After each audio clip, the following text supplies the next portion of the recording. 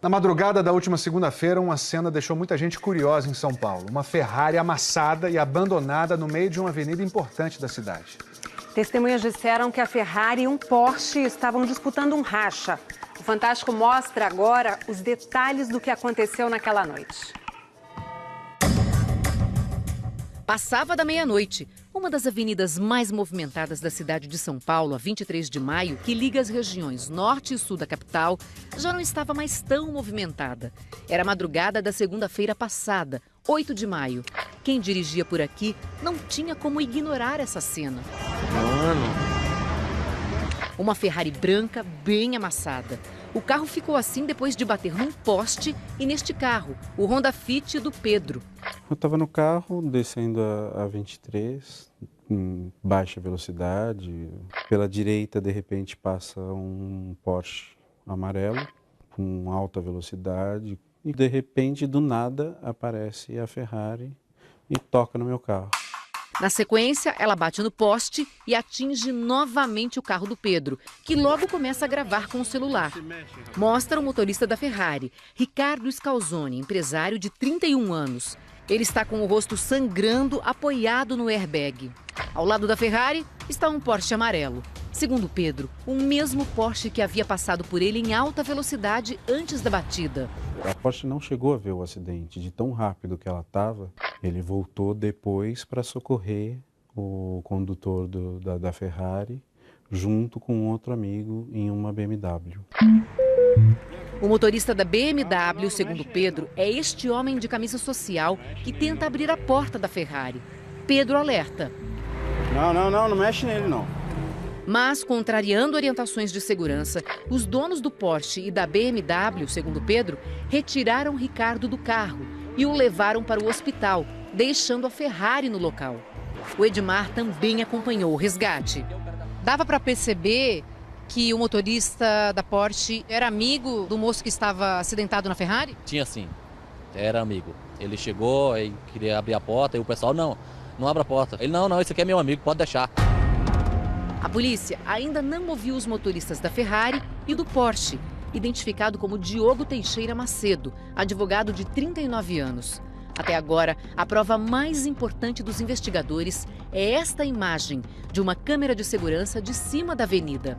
Pelas imagens aparenta que passa um veículo Porsche em alta velocidade e na sequência surge o veículo Ferrari. Pelo horário e pela descrição da vítima e das testemunhas, nos leva a crer que esses são os veículos que acabaram se envolvendo no acidente. O indício é de que estavam praticando racha. A pedido do Fantástico, este perito em acidentes automobilísticos calculou as velocidades dos carros que estavam na avenida. Surge o Porsche. O Porsche. A velocidade do Porsche, pelo cálculo do senhor, qual era? 163 km por hora. Na sequência aparece outro carro que seria a Ferrari.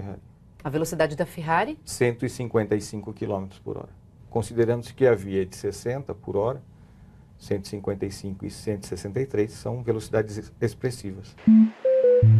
A polícia ainda investiga se os motoristas dirigiam alcoolizados. Como eles não foram submetidos a exame de dosagem alcoólica no dia do acidente, nós estamos tentando comprovar agora através de outros meios de prova. O delegado já sabe que Ricardo e Diogo estavam neste bar, na zona sul de São Paulo, antes do acidente. Eles estavam numa festa juntos. A festa custava R$800 e tinha bebida liberada. Os investigadores estiveram lá no hospital, conversaram com o próprio Ricardo também e acabaram levantando essas informações. O Fantástico apurou que os dois saíram juntos do bar. Essas são imagens de uma câmera de segurança que fica a 100 metros do local. O horário da gravação está 12 minutos adiantado. Quando o relógio marca 00:12, ou seja, meia-noite, a Ferrari branca de Ricardo passa em alta velocidade. 3 minutos depois, à 00:03, aparece o Porsche de Diogo. Segundo o perito Renato Orsi, a Ferrari e o Porsche estavam a mais de 120 km por hora. O limite no local é 50 km por hora. Nós instauramos um inquérito objetivando apurar se eles estavam ou não praticando racha.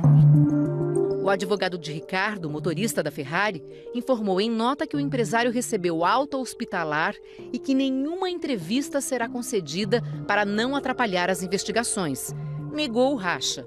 Em nota, Diogo, o motorista do Porsche, disse que apenas prestou socorro a um acidentado que sequer conhecia. Afirmou também que não houve disputa de racha e que prefere não falar agora para não prejudicar as investigações.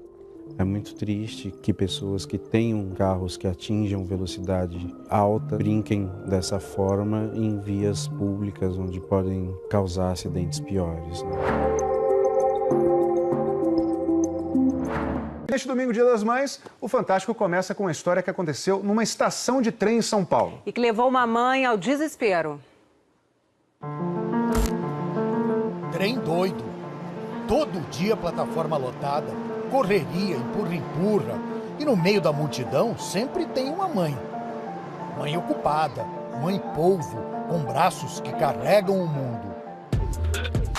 Cada viagem nos trens da CPTM aqui em São Paulo dura em média 45 minutos. Mas se o passageiro pegar o trem em Jundiaí e for até o centro de São Paulo, ele vai ficar 1h30 dentro do trem. E não é porque está dentro do trem que a vida para. Aqui no vagão o pessoal consulta o celular, lê um livro, ouve música. E se o passageiro tiver cerca de um mês de vida, é bem capaz que ele queira mamar no peito da mãe dele. Era justamente isso que o pequeno Isaías estava fazendo há um mês, quando a família inteira voltava do terminal rodoviário. São 11 da noite e a mãe, Aline, nota que alguma coisa está errada com o bebê. A irmãzinha de 5 anos, a Isabela, também percebe. Logo toda a família está ligada. Aí é um desespero. Isaías estava engasgado, já não respirava mais. Quando eu olhei para ele, ele já estava roxo já. Aí a gente olhou para um lado, olhou para o outro, não tinha ninguém. Começa a correria.